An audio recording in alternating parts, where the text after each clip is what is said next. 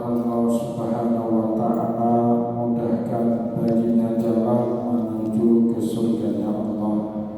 Bapak Ibu kaum muslimin dan muslimat, jamaah salat maghrib dan juga isya yang dimuliakan dan diberkati oleh Allah, mari pada kesempatan malam yang baik dan mulia ini, sambil kembali kita niat iktikaf di rumah Allah, mari sama-sama kita kembali melanjutkan pengajian tasawuf kita dengan kitab Ihya Ulumuddin karya Hujjatul Islam Imam Abu Hamid Muhammad bin Ahmad Al-Ghazali At-Tusi Asy-Syafi'i rahimahullahu ta'ala anhu.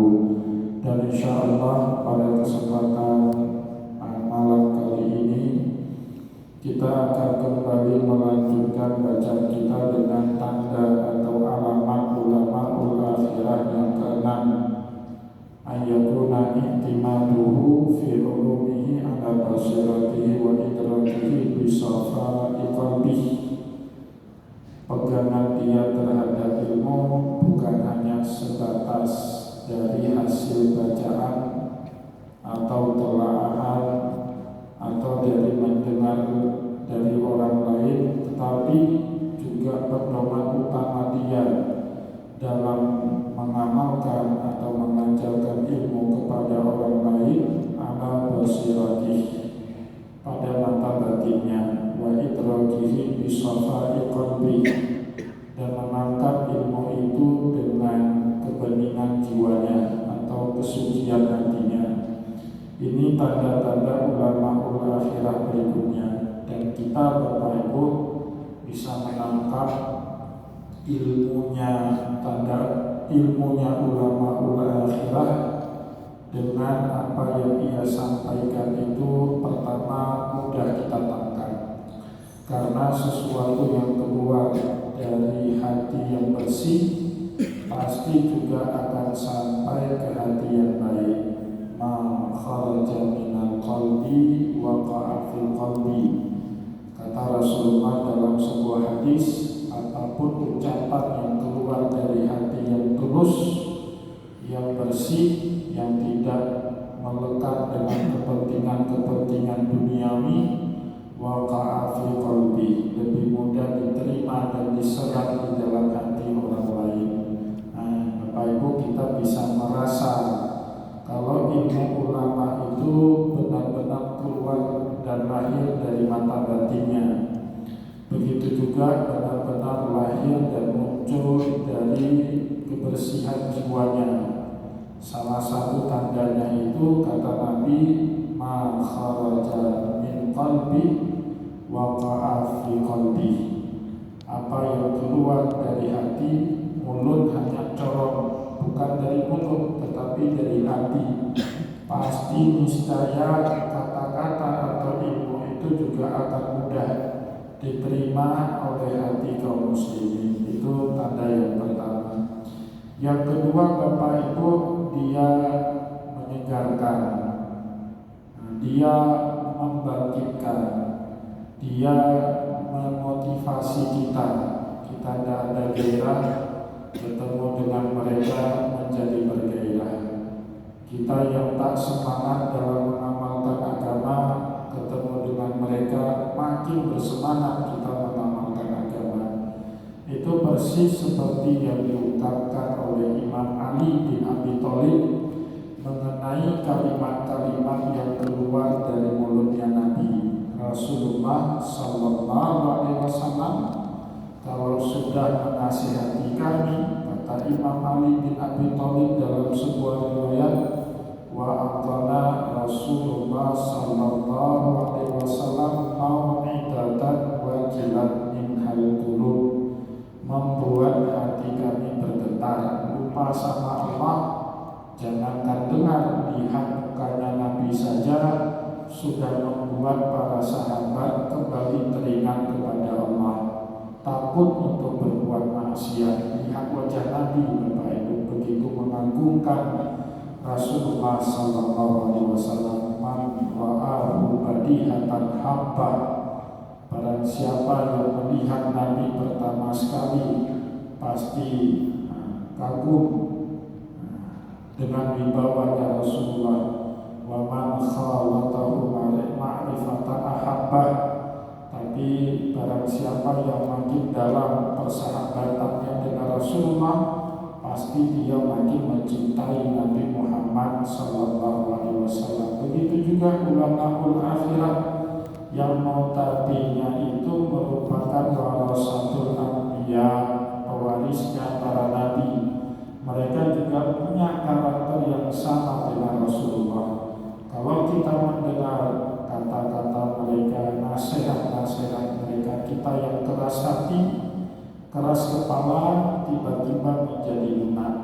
Nah, itulah kata Imam Ali, kalau Nabi sudah memberikan kami nasihat, wa atana Rasulullah sallallahu alaihi wasallam mau'idatan wajilan minhal qulub, hati kami bergetar ingat sama Allah. Wa zarafat minhal uyun, tidak jarang bahkan sampai air mata kami bercucuran. Ya, begitu teringatnya dengan Allah Subhanahu wa Ta'ala dari kalimat-kalimat yang menggugah keluar dari mulut baginda Rasulullah sallallahu alaihi wasallam. Nah, maka Bapak Ibu yang dimuliakan oleh Allah, pada pertemuan yang lalu kita sudah banyak menjelaskan mengenai tanda-tanda ulama akhirah ini. Jadi ilmunya itu bukan sebatas hasil banyak bacaan. Kita bisa membedakan orang yang ilmunya banyak dari bacaan, dari menelaah, dari mendengar ceramah. Beda Bapak Ibu. Ilmu yang keluar dari batin yang bersih itu dua hal yang berbeda. Nah, sebab itulah selanjutnya Imam Al-Ghazali menjelaskan kepada kita, wa man kushifa an qalbihil ghita'u wasta'ara bi nuril hidayah, barang siapa yang dibuka tabir dari dalam hatinya, tabir penutup. Semua kita Bapak Ibu punya hati yang benih awalnya, persis seperti yang disabdakan oleh Nabi dalam hadis populer, kullu mauludin yuladu alal fitrah, manusia itu dilahirkan dari rahim seorang ibu bukan dalam keadaan jahat, bukan dalam keadaan hati yang kotor, tapi sebaliknya kita semua lahir Bapak Ibu dalam keadaan fitrah, dalam keadaan suci, dalam keadaan hati dan jiwa yang bersih. Nah, tetapi kemudian dalam kehidupan kita berdinamika, fa'alhamaha fujuraha wa taqwaha, kita berdinamika dengan fujur, perbuatan dosa, perbuatan maksiat, menzalimi orang lain, wa taqwaha, dan kita juga berdinamika dengan perbuatan baik, perbuatan sertaan amal soleh. Nah, sebab itulah kemudian hati kita yang bersih itu tertutup dengan berbagai macam tutupan-tutupan hasil dari dinamika dalam kehidupan. Tetapi barang siapa yang berkenan kembali belajar sehingga tutup hati itu terbuka kembali dengan ilmu. Nah, ini disebut dengan ilmu yakin, ilmu yang membuka penutup tabir yang ada dari jiwanya. Atau bahkan naik tingkatan nanti bisa ilmu yakin, syukur-syukur bisa hakul yakin. Kata Imam Al-Ghazali, wa man kushifa an qalbihil ghita, barang siapa yang tabir hatinya itu atau jiwanya itu dibukakan sama Allah, wasta'ara bi nuril hidayah, kemudian dari dalam kalbunya itu Allah memancarkan pancaran sinar hidayah, cahaya hidayah dari Allah, shara fi nafsihi matbu'an muqalladan, maka kelak ucapan-ucapannya ini Bapak Ibu akan menginspirasi, akan diikuti oleh orang banyak. Nasihat-nasihatnya didengar, dan nasihat-nasihatnya itu banyak kemudian yang terjadi dalam kehidupan. Nah, ini orang sudah diberikan pancaran nur hidayah dari Allah Subhanahu wa Ta'ala. Itulah yang dimaksud dengan dalam firman Allah, ya, awaman kana maitan fa ahyainahu kaman lahu nuran yamshi bihi fin nasi kaman mathalahu fil dhulumat laisa bi kharijin minha. Apakah sama orang yang jalan di kegelapan, tidak ada obor api cahaya yang bisa menerangi jalannya, dengan orang yang berjalan di kegelapan malam tapi di tangannya itu ada api obor yang bisa menerangi dia dalam perjalanan? Tentu dua sosok perumpamaan yang berbeda.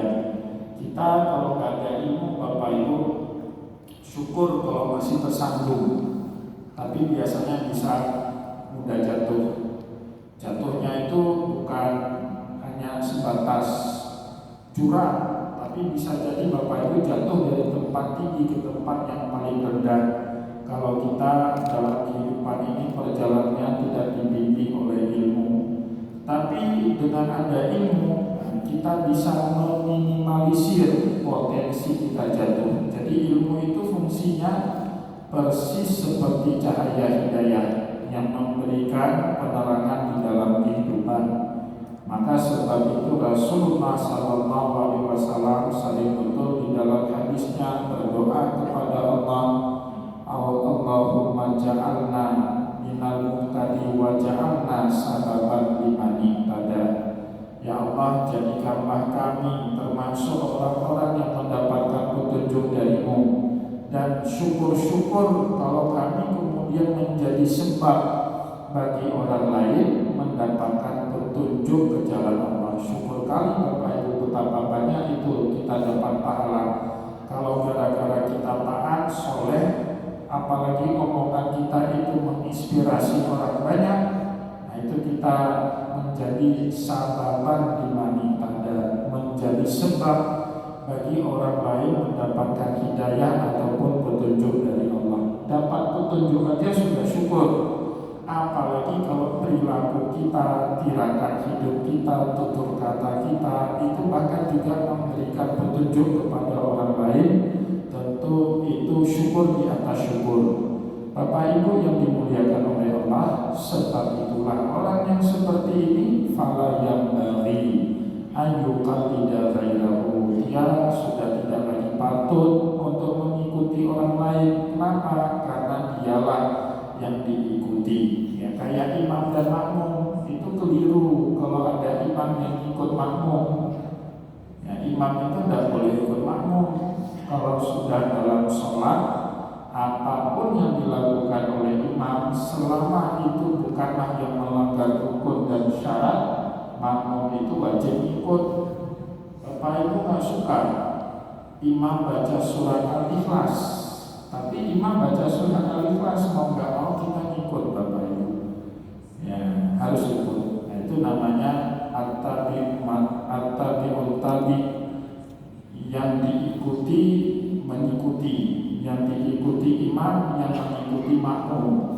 Innama ju'ilal imamu liyu'tamma bih. Imam itu dijadikan dalam sholat untuk diikuti. Nah, jadi salah sekali kalau dalam sholat, kalau sudah dalam sholat Bapak Ibu ngatur-ngatur imam, salah sekali. Kalau mau kasih tahu imam, nah itu dua sholat. Pak Imam nanti gini-gini ya, jangan terlalu panjang ya, karena setelah ini kita cari itu di luar sholat. Tapi kalau di dalam sholat Bapak Ibu kantor imam, batal sholatnya siapa? Imam atau makmum? Makmum Bapak Ibu. Bahkan menegur imam pun tidak boleh sembarangan, ada prosedurnya. Bapak Ibu gubernur ngomong, kita tidak setuju dengan omongan gubernur, Bapak Ibu bisa interupsi. Tidak ada yang salah secara konstitusi. Pak Gaji ngomong, ada yang salah dalam omongan Pak Gaji, Bapak Ibu bisa tegur. Imam salah, Bapak Ibu tegur sembarangan. Pak Imam salah baca ayat, yang batal sholatnya siapa? Sholatnya makmum kan? Yang kayak kejadian di daerah kami dulu, Bapak Ibu, di pesantren kami, salah satu guru kami baru bangun sholat subuh, duduk langsung ke masjid, gak sholat rawatib, gak sholat tahiyatul masjid, sholat subuh berjamaah. Rakaat yang pertama seharusnya baca Al-Fatihah, beliau lupa, langsung baca ayat-ayatnya Al-Kafirun pula. Ya, Kafirun itu kan ayat yang paling riskan, surat yang paling riskan untuk bertemu ujung ayat. Qul ya ayyuhal kafirun la a'budu ma ta'budun, jamaah nabur subhanallah. Imamnya ulang lagi bacaan Qul ya ayyuhal kafirun. Padahal yang maksud Al-Quran itu ulang baca Al-Fatihah. Tapi imamnya pikir beliau salah dalam membaca surat Al-Kafirun. Diulang lagi Qul ya ayyuhal kafirun. Kali yang pertama yang negur satu orang di belakang imam, kali yang kedua 5 orang yang negur. Bapak Ibu, subhanallah serentak. Ya, imamnya masih kebingungan. Dia ulang sekali lagi Qul ya ayyuhal kafirun la a'budu ma ta'budun. Kali ketiga satu masjid yang negur subhanallah. Imamnya diam sejenak, mikir apa ini yang salah. Lanjut lagi Qul ya ayyuhal kafirun. Dari belakang tiba-tiba ada yang ngomong baca Al-Fatihah. Yang bakal sholat siapa? Imam? Enggak, imam enggak bakal sholat. Karena imam itu diikuti. Kalaupun keliru imam, ada prosedur cara naburnya. Subhanallah, ya kan?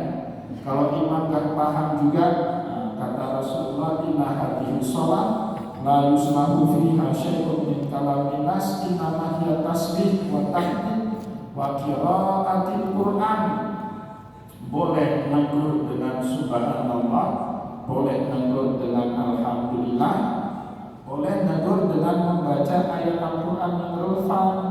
Kalau dia lupa baca Al-Fatihah, Bapak Ibu tinggal negur Bismillahirrahmanirrahim, Alhamdulillahirabbil alamin. Kayak imam lupa baca, misalnya imam baca surat Kahfi atau surat Maryam, lupa di tengah-tengah ayat Kaf ya ain shad zikru rahmati. Nah, kan boleh makmum menyambung ayat zikru rahmati rabbika abdahu Zakaria. Makmum kan gak batal ayatnya. Dia ada prosedur di dalam agama, tidak boleh sembarangan menegur imam. Begitu juga khotib di atas mimbar itu tidak bisa ditegur sembarangan. Bapak Ibu kaum muslimin dan muslimat jamaah pengajian yang dimuliakan oleh Allah, wa bidzalika qala Ibnu Abbas radhiyallahu anhu. Sebab itulah sahabat Nabi Abdullah bin Abbas radhiyallahu anhu berkata, ma min ahadin illa yukhadhu min ilmi wa yutradu min ilmi. Semua orang boleh diterima ilmunya, boleh ditolak ilmunya, tidak ada salah. Kalau benar kita ambil, kalau bermanfaat sesuai bisa kita amalkan dengan keadaan kita serap, kita amalkan. Kalau tidak sesuai atau tidak bisa kita terima, kita tinggalkan, tidak ada dosa. Illa Rasulullah sallallahu alaihi wasallam, kecuali baginda Rasulullah sallallahu alaihi wasallam. Yang dulu perkataan yang sama itu diucapkan oleh Imam Malik pada saat Harun Ar-Rasyid. Harun Ar-Rasyid itu Bapak Ibu begitu paling kagum dengan Imam Malik. Beliau kagum sekali dengan Imam Malik. Padahal kan Harun Ar-Rasyid itu setengah diktator, Bapak Ibu. Khalifah yang setengah diktator itu Harun Ar-Rasyid. Tapi karena kekagumannya sama Imam Malik, kadang-kadang Harun Ar-Rasyid itu terdiam di hadapan Imam Malik. Pernah satu kali Imam Malik itu diundang untuk pindah ke Baghdad untuk mengajari putra-putranya Harun Ar-Rasyid ilmu agama. Dia bersurat kepada Imam Malik, Imam, tolong Anda mulai hari ini pindah ke Baghdad. Ibu kota Islam kan pada saat itu Baghdad.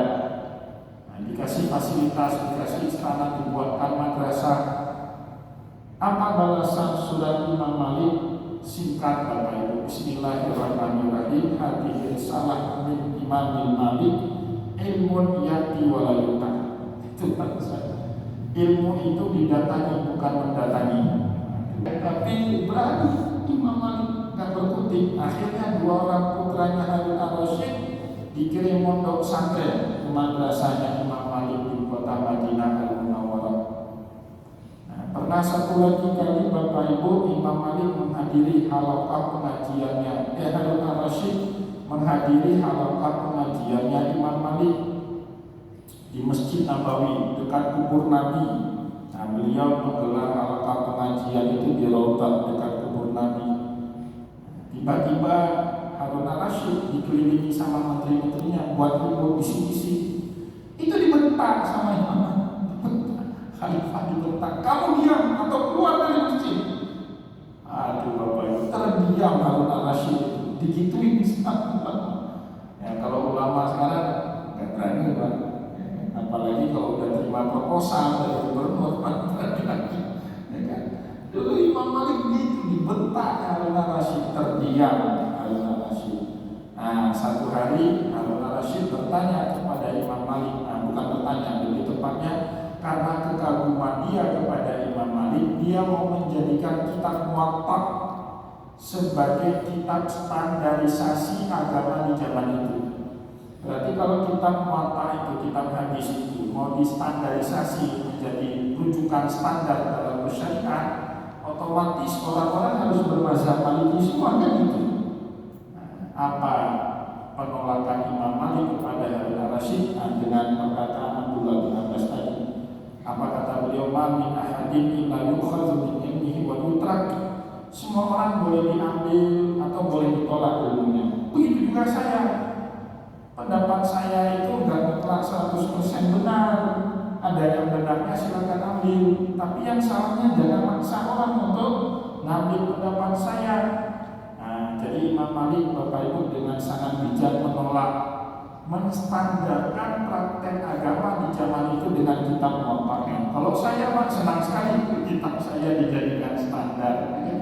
Kayak orang aja mau membabukan mazhab Syafi'i, satu-satunya saya bilang jangan.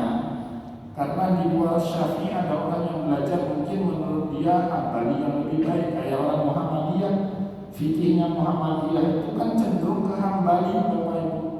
Suku gak kuno, gak boleh zikir jahat, ya kan itu fikih Hambali itu. Sholat Al-Fatihah gak pakai basmalah, itu mazhab Hambali. Nah, kita gak bisa menstandarkan itu. Kenapa?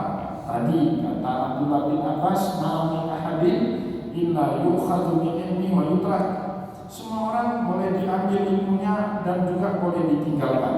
Kata Imam Malik juga mengutip kata Abdullah bin Abbas, illa min sahibi hadal makam. Beliau menunjuk kecuali yang punyanya makam ini, maksudnya perkataan dan ucapan Rasulullah sallallahu alaihi wasallam itu tidak boleh kita abaikan, itu tidak boleh kita tinggalkan kecuali ada konteksnya yang mungkin berbeda dengan pengamalannya di zaman kita sekarang. Maka disebut wa yutraku illa Rasulullah sallallahu alaihi wasallam. Kecuali ucapan yang tidak boleh kita tinggalkan itu ucapan ataupun sabdanya Rasulullah sallallahu alaihi wasallam. Waqad kana ta'allama min Zaid bin Thabit al-fiqha wa qara'a ala Ubay bin Ka'ab thumma khalifahuma fil fiqhi wal qira'ati jami'an. Nah, ini sebagai contohnya di sini Bapak Ibu, Abdullah bin Abbas radhiyallahu anhu sahabat junior. Kalau dalam ilmu hadis disebut syuhurus sahabah. Karena Rasulullah SAW wafat pun Abdullah bin Abbas itu belum akil balik. Kalau Bapak Ibu rajin baca hadis, Rasulullah sering menyapa Abdullah bin Abbas itu dengan sapaan ya Ghulam. Ghulam itu usia anak kecil 5 sampai belasan tahun sebelum dia akil balik. Orang Arab biasanya memanggil anak itu Ghulam. Kalau di bawah 6 tahun tiflun, nah, dipanggil orang Arab untuk anak kecil ya. Bocil itu tiflun ya. Tapi kalau sudah SD sampai dia belum akil balik itu disebut ya Ghulam. Jadi kalau kita baca hadis sering Rasulullah menyapa Abdullah bin Abbas ini dengan sapa ya Ghulam. Contohnya pernah satu kali Abdullah bin Abbas main-main sama temannya, Rasulullah panggil ya Ghulam ta'ala ini u'alimuka bi kalimatin. Anak kecil kamu kemari. Maksudnya siapa? Abdullah bin Abbas radhiyallahu anhu. Ini mu'allimuka bi kalimatin. Saya ajarkan kepada kamu satu kalimat, ihfazillah yahfazka. Kau jaga Allah, Allah jaga kamu. Ihfazillah tajidhu tujahaka. Kamu jaga Allah, Allah akan membimbing kamu ke jalan yang benar. Anak aja diajari seperti itu sama Nabi. Apa enggak Abdullah bin Abbas jadi orang alim Bapak Ibu sejak kecilnya sudah dibimbing sama Rasulullah SAW. Sebab itulah setelah wafatnya Nabi, Abdullah bin Abbas ini cari guru sama kibar sahabat senior yang terkenal dengan kealimannya.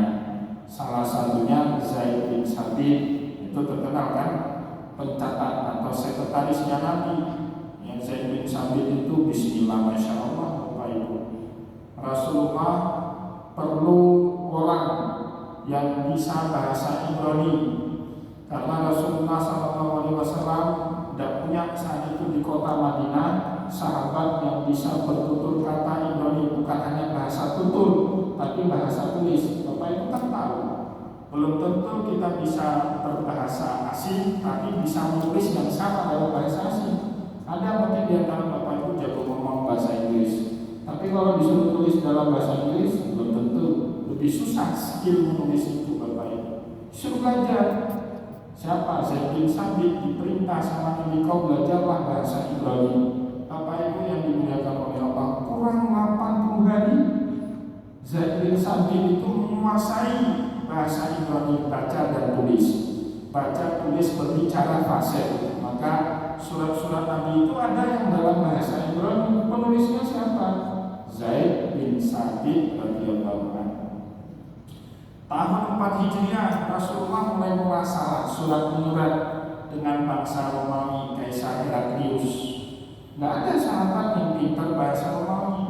Diperintahkan lagi Nabi Muhammad perintah Zaid bin Sabit, kau belajarlah bahasa Romawi. Belajar lagi Bapak Ibu. Zaid bin Sabit kurang dari 100 hari sudah bisa itu bahasa Romawi. Kurang dari 100 hari. Maka saya sering bercanda, untuk kita nggak jadi sekretaris Nabi, kamu nggak disuruh belajar terus. Saya sudah tua pun disuruh belajar terus. Kurang dari 100 hari, TOEFL-nya itu sudah 700. Udah fasih, udah bisa tulis surat dalam bahasa Romawi. Maka surat-surat Nabi ke Heraklius itu yang nulis yang meromawikannya itu Zaid bin Sabit radhiyallahu anhu. Rasulullah ingin menulis surat ke Kisra, Raja Persia pada saat itu, Kisra Yazdaki. Para sahabat tidak ada yang bisa bahasa Persia, disuruh lagi sama Rasulullah belajar kamu bahasa Persia. Bahasa Persia itu nggak jauh beda dengan bahasa Arab Bapak Ibu, nggak terlalu jauh. Belajar kurang 60 hari Zaid bin Sabit menguasai itu bahasa Persia.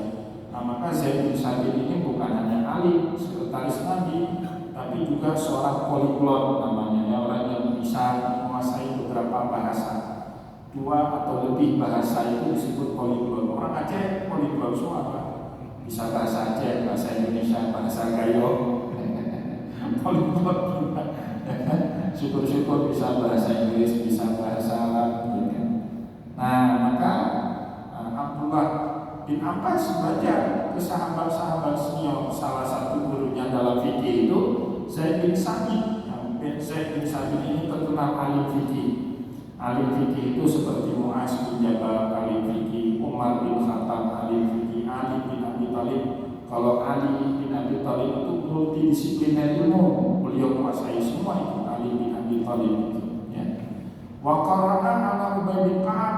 Begitu juga ilmu qiraah, ilmu baca Al-Quran, belajarnya sama salah satu referensi Al-Quran utama. Itu ada 4 sahabat yang menjadi referensi Al-Quran di zaman Nabi. Salah satunya Ubay bin Ka'ab radhiyallahu anhu. Beliau belajar kepada Ubay bin Ka'ab, tetapi Bapak Ibu tidak semua ilmu gurunya itu beliau setujui.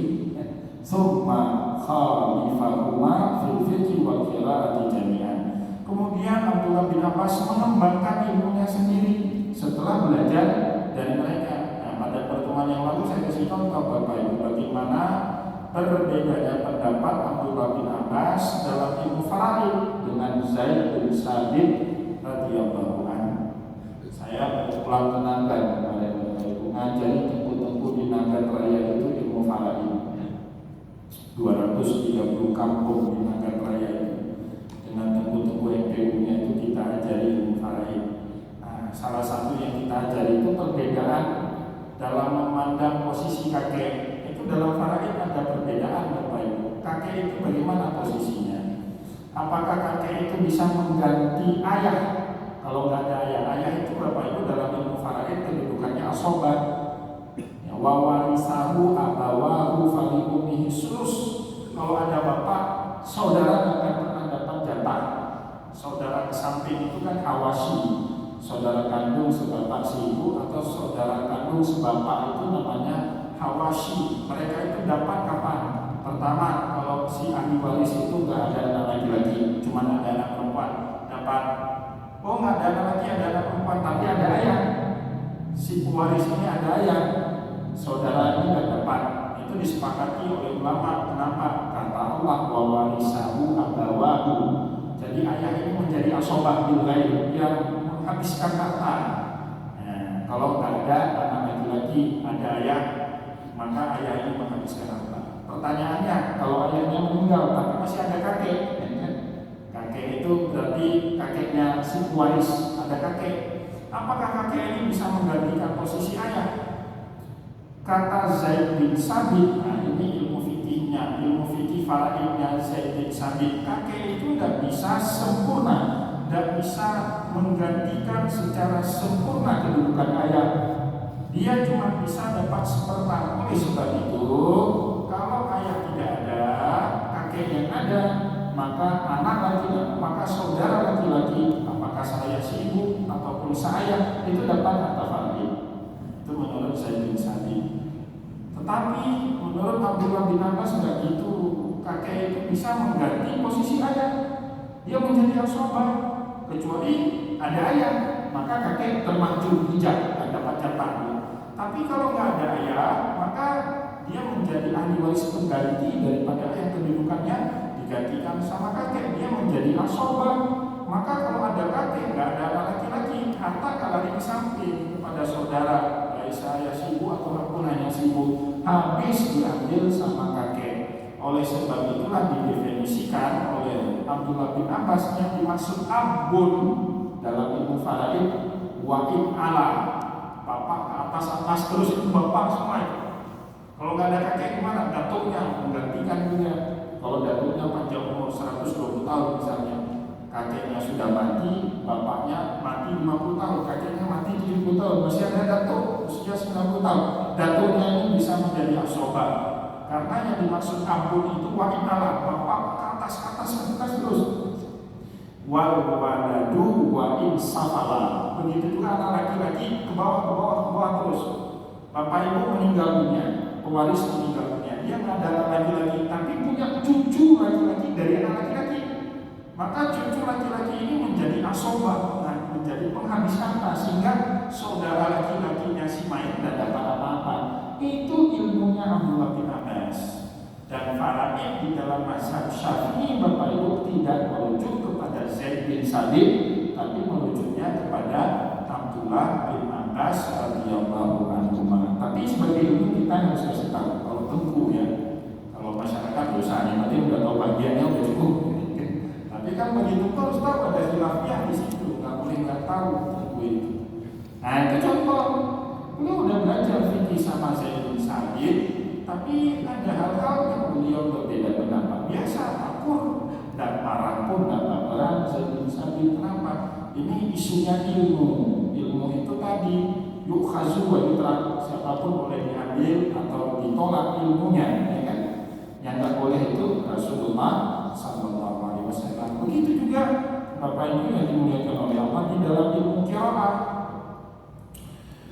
Abdullah bin Abbas itu belajar cara baca Al-Quran yang benar dari sahabat Ubay bin Ka'ab.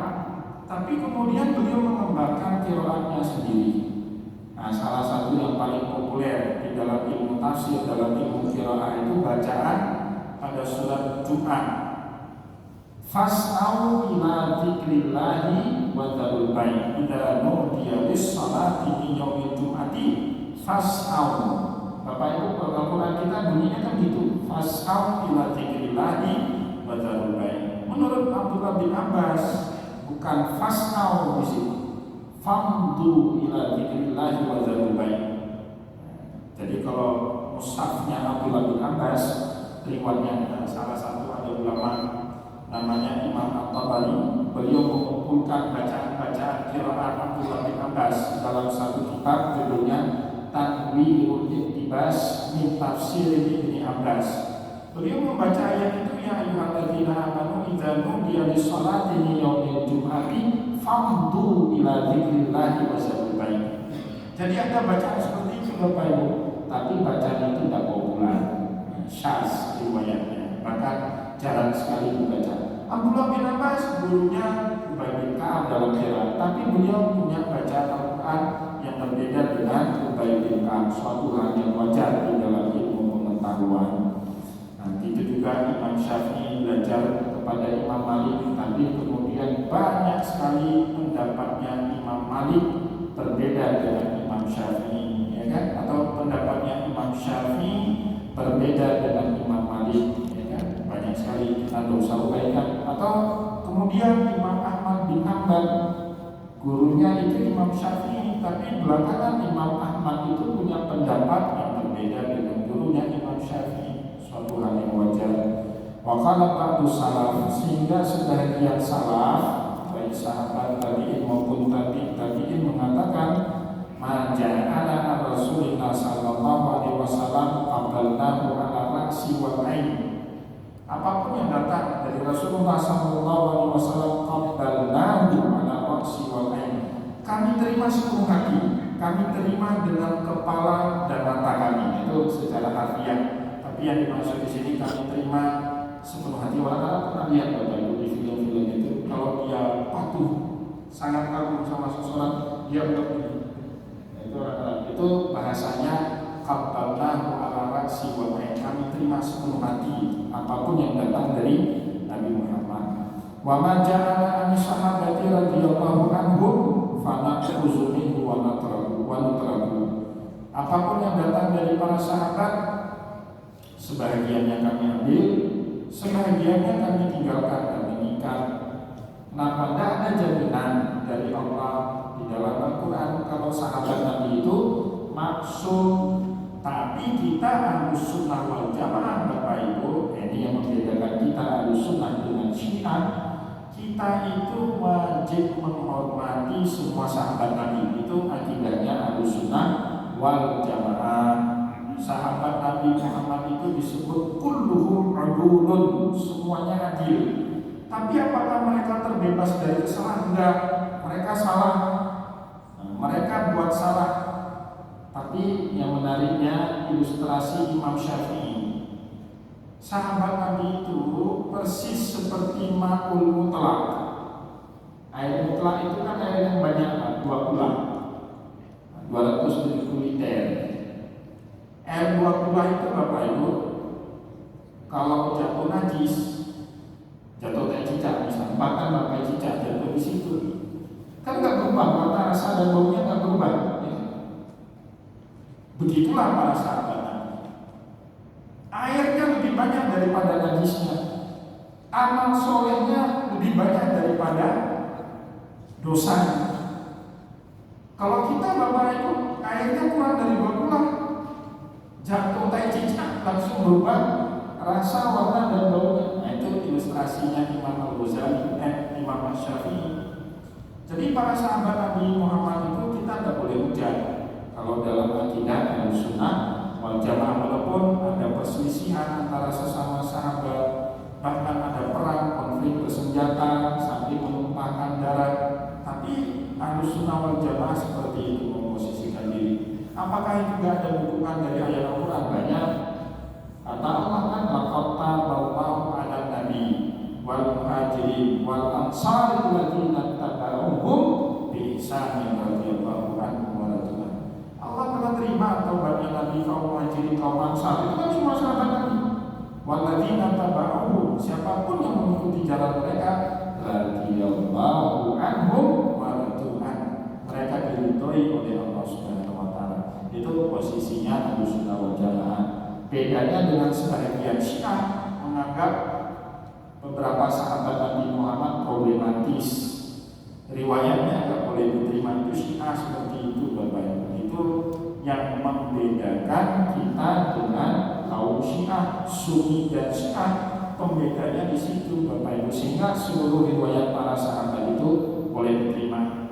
Tapi belum tentu cocok kita amalkan, boleh diterima, boleh kita tinggalkan. Wa ma ja'alna anit tabi'in, tapi apapun yang datang dari kaum tabi'in, nah, bedanya di situ. Fahum rijalun wa nahnu rijalun. Mereka laki-laki, kami juga laki-laki. Kenapa para sahabat gak seperti itu sikapnya? Para sahabat ini Bapak Ibu menyaksikan bagaimana wahyu itu turun. Itu kalau saya punya istilah gini Bapak Ibu, persis seperti orang Inggris berbahasa Inggris dengan kita belajar bahasa Inggris. Itu beda. Anak-anak bule itu lahir udah bisa berbahasa Inggris. Jadi bahasa Inggris bagi anak bule itu bukan ilmu, itu pengetahuan. Nggak usah belajar, cacicus bisa ngomong. Tapi kita Bapak Ibu kalau mau belajar bahasa Inggris harus diilmui itu, ya kan? Harus belajar nounnya dulu, apa kosakata verb, apa kosakatanya itu, apa kata bendanya, kata kerjanya. Nah, setelah itu kita belajar sentence-nya, belajar gramatikalnya. Jadi bagi kita orang asing, bahasa Inggris itu ilmu. Kita menguasai bahasa Inggris dengan ilmu. Orang Inggris, anak-anak bule itu tidak pernah belajar gramatikal bahasa Inggris, terus bisa ngomong dia. Gak usah diilmu, pengetahuan begitu. Para sahabat, nggak harus belajar fikih yang kita belajar. Kenapa? Tinggal nonton, ya kan? Nabi sholat itu gimana? Kan gitu ilmunya. Shallu kama ra'aitumuni usalli, sholatlah kalian seperti saya sholat. Para sahabat tak pernah belajar sholat dari kitab fikih Bapak Ibu. Gimana cara mereka tahu cara sholat yang benar? Tinggal tongkolin aja Nabi Muhammad sholat, besok dan bisa sholat. Kalau salah ditegur langsung sama Nabi. Mau haji Bapak Ibu sekarang mau haji ikut kelas manasik kan? Ikut kan bayar mahal lagi ya. Sudah dibuat sama Kemenang 4 kali pertemuan. Ikut lagi sama KBIH kan? Lagi beberapa kali, itu pun belum bisa juga sampai di sana kan. Para sahabat enggak seperti kita belajar manasiknya apa? Ingat aja Nabi, kemana Nabi pergi waktu tawaf diikuti, ditotoni. Oh benar cara tawaf. Oh putaran pertama ini dibaca, putaran kedua ini dibaca. Setelah 7 putaran kalau cium hajar aswad. Setelah itu sholat di makam. Mereka nonton langsung Bapak Ibu, siaran live langsung streaming. Kalau kita pakai riwayat, nah, maka kualitas agama kita sealim apapun tidak bisa motong sahabat Nabi Muhammad Sallallahu Alaihi Wasallam. Khuzu anni manasikakum, ambillah tata cara melaksanakan ibadah haji dari apa yang aku lakukan. Para sahabat nonton Nabi, kita dengar dari orang gimana Nabi lakukan melalui riwayat sahabat tabi'in. Pada ulama mazhab dicatat, ya kan? Pada ulama hadis dicatat, kita baca balik, nah kita ilmui. Nah, maka saya sering bilang, kita agama ini Bapak Ibu kayak kita belajar bahasa Inggris, ilmu. Sedangkan para sahabat mengerti agama kayak anak bule lahir di English speaking countries, lahir di negara yang memang sudah berbahasa Inggris, itu usah belajar. Bisa cacicus ngomong sendiri dengan fasih. Nah itulah kita kenapa harus menghormati sahabat Nabi Muhammad Sallallahu Alaihi Wasallam. Insyaallah akan kita lanjutkan kembali pengajian kita pada pertemuan yang akan datang. Semoga apa yang telah kita sampaikan tadi bermanfaat kepada kita semua. Saya mohon maaf jika ada yang tidak berkenan. Wallahu muwaffiq ila aqwamit thoriq wa nasrun minallahi wa fathun qarib. Wassalamualaikum